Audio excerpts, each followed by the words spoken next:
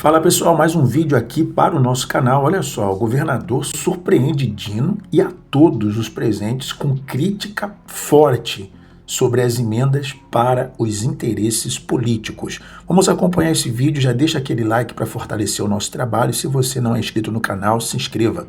Vamos ao conteúdo. Quanto à questão orçamentária, quanto ao impacto fiscal, quanto ao impacto que isso debruça sobre as contas públicas federais, mas que de uma maneira geral isso começa a espraiar por todo o Brasil, na esfera estadual e municipal, como muito bem relatado pelo senhor aqui. E eu fiquei muito feliz quando li sobre essa matéria, quando recebi a incumbência de representar aqui os governadores dos estados brasileiros nesse tema, porque de alguma forma ele também está diretamente ligado aos estados como receptores de emendas federais, mas ao mesmo tempo hoje também tendo que administrar as emendas que foram por simetria criadas nos estados brasileiros, a exemplo que já acontece no estado de Mato Grosso. Lá já foi criado os 2% semelhante ao que existe de emendas individuais no Congresso Nacional, nas emendas parlamentares individuais, também no estado de Mato Grosso, e eu tenho notícias que em diferentes patamares, ou alguns próximos ou exatamente igual ao federal, já está acontecendo em todos os estados brasileiros, em alguns municípios, e isso, uma onda e uma avalanche, provavelmente vai chegar aos mais de 5 mil municípios brasileiros. E quando eu vi o senhor invocar aqui o princípio tão importante da nossa Constituição, que é o princípio da eficiência, que foi colocado na nossa Constituição de 1988, cometeu um equívoco. Ela esqueceu desse importante princípio da administração pública, mas corrigido lá em 1998. Problema, na minha opinião, hoje como gestor público, já com 7 anos como governador de um estado, 4 anos prefeito, eu não fui parlamentar, eu tenho que dizer que com a experiência que eu tenho e com a convivência que eu tenho no meio político brasileiro, eu diria, sem medo de errar, que grande parte da administração pública desse país esqueceu de aplicar esse princípio até hoje. Ele talvez seja um dos mais relevantes princípios da nossa Constituição, respeitando os demais da legalidade, da moralidade, da transparência, da impessoalidade.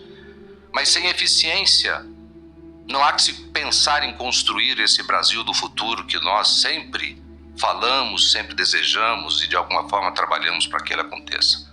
Eu não conheço nenhuma empresa que prosperou e tornou-se próspera se não tivesse uma gestão eficiente, homens e mulheres trabalhando naquela empresa, uma direção eficiente. Nenhum time de futebol virou campeão se não tivesse um técnico, uma gestão profissional naquele time. Nenhuma orquestra ficou famosa se não tivesse um processo profissional, um técnico maestro ali para tocar aquela sinfonia. E o Brasil hoje, ele carece de um olhar mais profundo sobre esse princípio da eficiência, porque sem ele nós vamos continuar sendo eternamente o país do futuro. Quem conhece, eu tenho certeza que nesse plenário, em todos os cantos do Brasil, países chamados de primeiro mundo, por trás desse sucesso que eles alcançaram e construíram ao longo dos anos, se você olhar, existem alguns fatores que sustentam esse crescimento, mas a eficiência do Estado. E sustentam esse crescimento, mas a eficiência do Estado naquele país, naquela nação, seguramente justifica e explica o patamar que eles chegaram. Por isso que toda vez que eu tenho a oportunidade de falar sobre isso, por isso que me trouxe muita alegria, e quando eu li um pouco sobre o tema, e no grupo dos governadores nós estamos tendo dificuldade de ver quem vinha, quem não vinha, um tema que todos têm grandes atribuições nos seus estados, mas chamou a minha atenção e por isso que aqui estamos com essa missão de representar os governadores. Então, senhor ministro, eu chamo a atenção para um segundo ponto, que é a qualidade da alocação dessas emendas. Nós temos aí no orçamento federal 50 bilhões de reais. É muito dinheiro. 50 bilhões de reais, e eu poderia, já falei isso algumas vezes, desafiar em todo o Brasil quais as obras estruturantes, quais os impactos relevantes que tão grandiosa cifra de recursos produziu nesse país. Não estou aqui tirar o mérito das pequenas intervenções, mas um país também não cresce se ele não for capaz de fazer as suas grandes obras, fazer as suas grandes ações. Nós já temos muitos programas sociais. Nós precisamos investir de maneira qualificada para que os recursos possam produzir um país que se torne competitivo no plano interno e no plano internacional. Então essas emendas, hoje elas servem muito mais como instrumento da gestão política dos seus atores, de interesses eleitorais, do que dos interesses maiores da sociedade brasileira e do nosso país. Então eu fico bastante preocupado porque no meu estado são 600 milhões de reais que são aplicados, foram aplicados, estão sendo aplicados mais de 600 milhões de reais. E as anomalias que começam a acontecer. Não satisfeito com os 2%, eles criaram, por exemplo, já é objeto de questionamento nesta mesma corte, as emendas de bancada. Não satisfeito com os 2%, foram lá e criaram o mecanismo das emendas de bancada como se pudesse, por simetria, replicar aquilo que a Constituição Federal prevê de emendas de bancada. Então nós temos aí um problema de anomalia política. Desculpe, o senhor me perdoe, eu vou, claro, lhe dar um tempo adicional, porque eu fiquei curioso. As emendas de bancada na esfera federal são da bancada dos estados. Sim.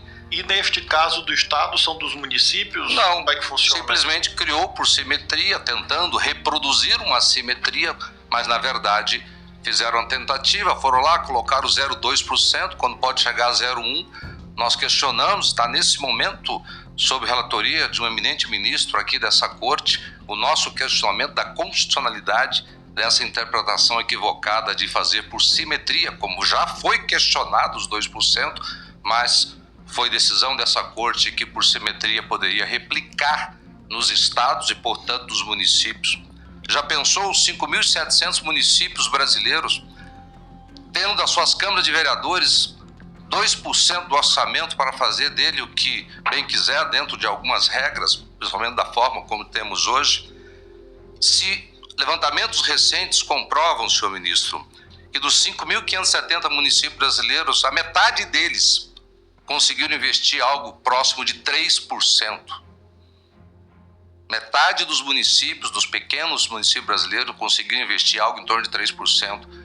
Quando essas câmaras de vereadores, por simetria, começar a avançar em cima de 2% do orçamento, o vereador vai ter mais recurso sobre a sua tutela de responsabilidade do que efetivamente teria ou terá o prefeito municipal.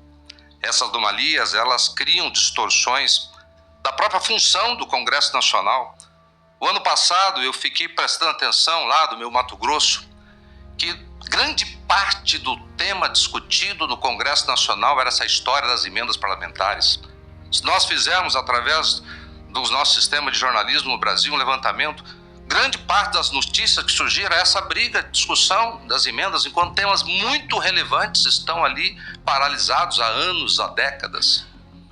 Poderia citar aqui como exemplo o Código Penal brasileiro de 1940, enquanto hoje um dos grandes problemas desse país é a violência ascendente, crescente, e o Congresso parece que não encontra tempo para discutir temas normativos. Ele deixa de exercer a sua mais absoluta e indelegável função, que é legislar, atualizar as normas desse país para que ele funcione de maneira harmônica, de maneira eficiente, dentro de novas realidades que se transformam a cada momento, e ele fica o tempo todo com esse tema sendo colocado em pauta.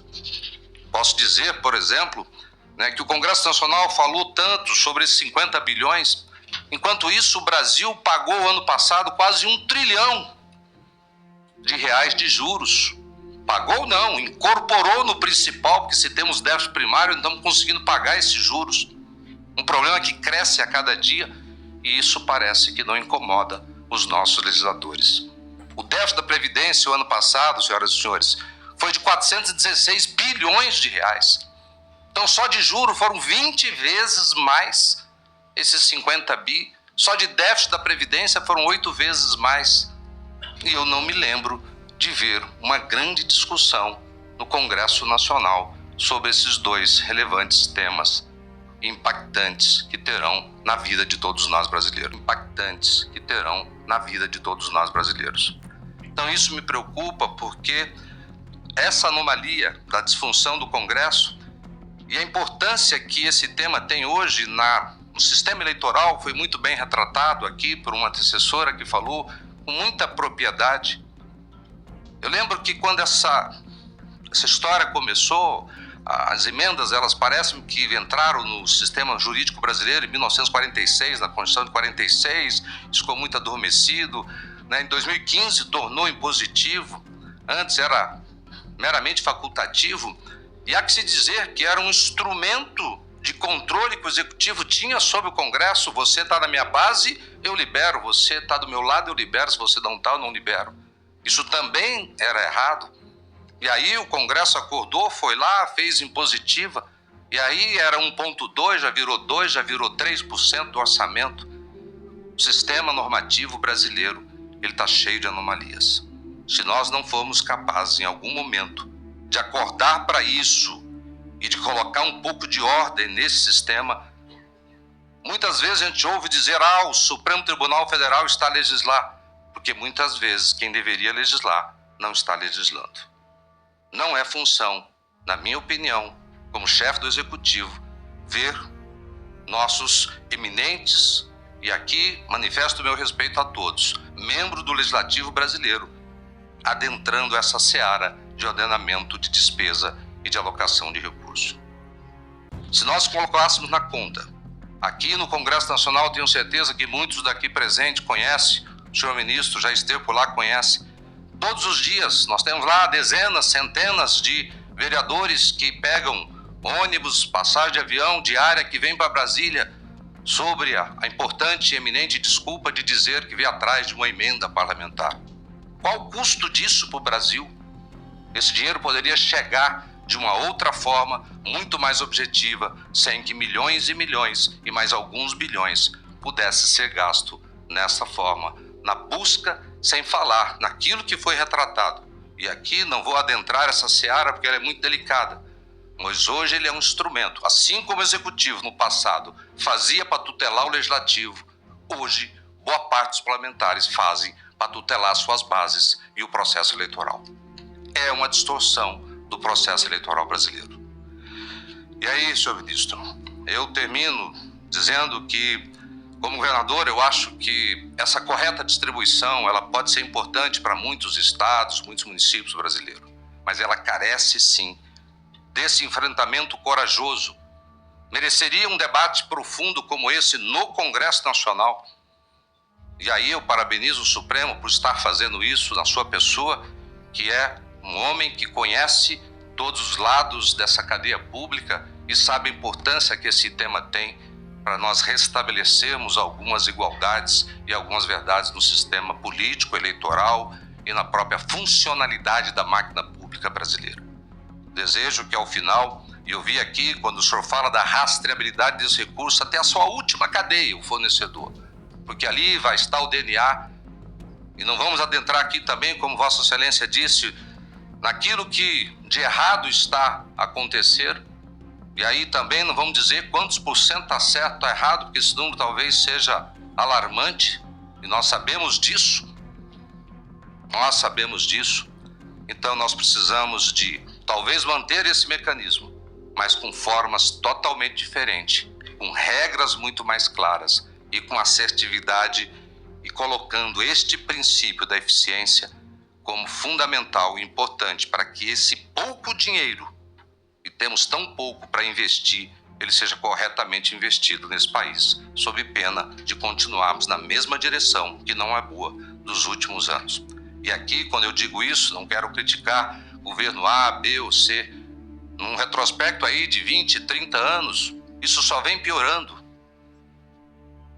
Alguns equívocos foram cometidos, eu lembro, quando o eminente ministro dizia, menos Brasília, mais Brasil. Parece bonito dizer isso quando não se conhece verdadeiramente o DNA do mundo político e principalmente do submundo político. Então nós temos que ter cuidado com as decisões que tomamos, porque elas podem impactar no momento sensível. O Tribunal de Contas da União já declarou, vamos ter, como disse aqui o professor, um colapso em 2027, mas ele pode ser muito mais profundo daquilo que nós imaginamos pela realidade de tantas anomalias, e esse sistema, da forma como está, ele é uma anomalia no sistema da administração pública brasileira.